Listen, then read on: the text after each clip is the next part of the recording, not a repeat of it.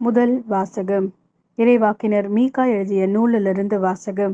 அதிகாரம் 5, திருவசனங்கள் 1 முதல் 4 வரை. அரண்சூழ் நகரில் வாழும் மக்களே, உங்கள் மதில்களுக்கு பின்னால் ஒளிந்து கொள்ளுங்கள். உங்களுக்கு எதிராக முற்றுகையிடப்பட்டுள்ளது. இஸ்ரேலின் ஆளுநன் கோலால் கன்னத்தில் அடி பெறுவான். நீயோ எப்ரதா எனப்படும் பெத்லஹேமே, யூதாவின் குடும்பங்களுள் மிக சிறியதாய் இருக்கின்றாய். ஆயினும் இஸ்ரேலே, என் சார்பாக ஆளப்போகின்றவர் உன்னிடமிருந்தே தோன்றுவார். அவர் தோன்றும் வழிமரபோ ஊழி காலமாய் உள்ளதாகும். ஆதலால் பேறுகால வேதனையில் இருப்பவள் பிள்ளை பெறும் வரை அவர் அவர்களை கைவிட்டு விடுவார். அதன் பின்னர் அவருடைய இனத்தாருள் எஞ்சி இருப்போர் இஸ்ரேல் மக்களிடம் திரும்பி வருவார்கள். அவர் வரும்போது ஆண்டவரின் வலிமையோடும் தம் கடவுளாகிய ஆண்டவரது பெயரின் மாட்சியோடும் விளங்கி தம் மந்தையை மேய்ப்பார். அவர்களும் அச்சமின்றி வாழ்வார்கள். ஏனெனில் உலகின் இறுதி எல்லை வரை அப்போது அவர் மேன்மை பொருந்தியவராய் விளங்குவார். இது ஆண்டவரின் அருள்வாக்கு. இறைவா, உமக்கு நன்றி. மத்தேயு எழுதிய நற்செய்தி. அதிகாரம் 1, திருவசனங்கள் 1 முதல் 16 மற்றும் 18 முதல் 23. தாவீதின் மகனும் ஆபிரகாமின் மகனுமான இயேசு கிறிஸ்துவின் மூதாதையர் பட்டியல்.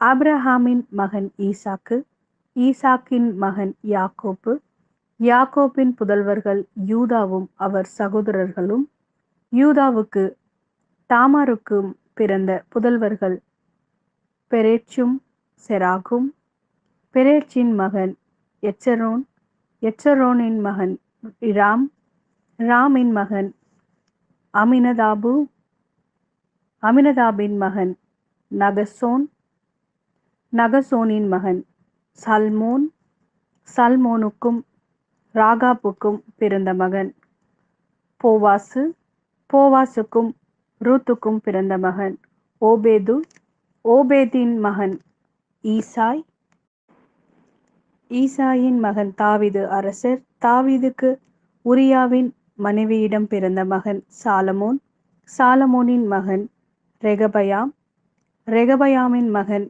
அபியாம், அபியாமின் மகன் ஆசா, ஆசாவின் மகன் யோசபாத்து, யோசபாத்தின் மகன் யோராம், யோராமின் மகன் உசியா, உசியாவின் மகன் யோதாம், யோதாமின் மகன் ஆகாசு, ஆகாசின் மகன் எசேக்கியா, எசேக்கியாவின் மகன் மனாசே, மனாசேயின் மகன் ஆமோன், ஆமோனின் மகன் யோசியா, யோசியாவின் புதல்வர்கள் எகோனியாவும் அவர் சகோதரர்களும். இவர்கள் காலத்தில்தான் யூதர்கள் பாபிலோனுக்கு சிறைப்பிடித்து செல்லப்பட்டார்கள். பாபிலோனுக்கு சிறைப்பிடித்து செல்லப்பட்ட பின்பு எகோனியாவுக்கும் பிறந்த மகன் செயல்தியேல், செயல்தியேலின் மகன் செருபாபேல், செருபாபேலின் மகன் அபியூது, அபியூதின் மகன் எலியாக்கிம், எலியாக்கிமின் மகன் அசோர், அசோரின் மகன் சாதோக்கு, சாதோக்கின் மகன் ஆக்கிம், ஆக்கிமின் மகன் எலியூது, எலியூதின் மகன் எலையாசிர், எலையாசிரின் மகன் மாத்தான், மாத்தானின் மகன் யாக்கோப்பு, யாக்கோபின் மகன் மரியாவின் கணவர் யோசேப்பு, மரியாவிடம் பிறந்தவரே கிறிஸ்து என்னும் இயேசு. இயேசு கிறிஸ்துவின் பிறப்பையொட்டிய நிகழ்ச்சிகள். அவருடைய தாய் மரியாவுக்கும் யோசேப்புக்கும் திருமணம் ஒப்பந்தம் செய்யப்பட்டிருந்தது. அவர்கள் கூடி வாழும் முன் மரியா கருவுற்றிருந்தது தெரிய வந்தது. அவர் தூய ஆவியால் கருவுற்றிருந்தார். அவர் கணவர் யோசேப்பு நேர்மையாளர். அவர் மரியாவை இகழ்ச்சிக்கு உள்ளாக்க விரும்பாமல் மறைவாக விலக்கிவிட திட்டமிட்டார். அவர் இவ்வாறு சிந்தித்துக் கொண்டிருந்த போது ஆண்டவரின் தூதர் அவருக்கு கனவில் தோன்றி, யோசேப்பே, தாவீதின் மகனே, உம் மனைவி மரியாவை ஏற்றுக்கொள்ள அஞ்ச வேண்டாம். ஏனெனில் அவர் கருவுற்றிருப்பது தூய ஆவியால்தான். அவர் ஒரு மகனை பெற்றெடுப்பார், அவருக்கு இயேசு என பெயரிடுவீர்.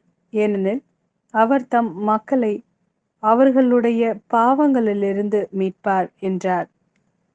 இதோ கன்னி கருவுற்று ஓர் ஆண்மகவை பெற்றெடுப்பார், அக்குழந்தைக்கு இம்மானுவேல் என பெயரிடுவர் என்று இறைவாக்கினர் வாயிலாக ஆண்டவர் உரைத்தது நிறைவேறவே இவை யாவும் நிகழ்ந்தன. இம்மானுவேல் என்றால் கடவுள் நம்முடன் இருக்கிறார் என்பது பொருள்.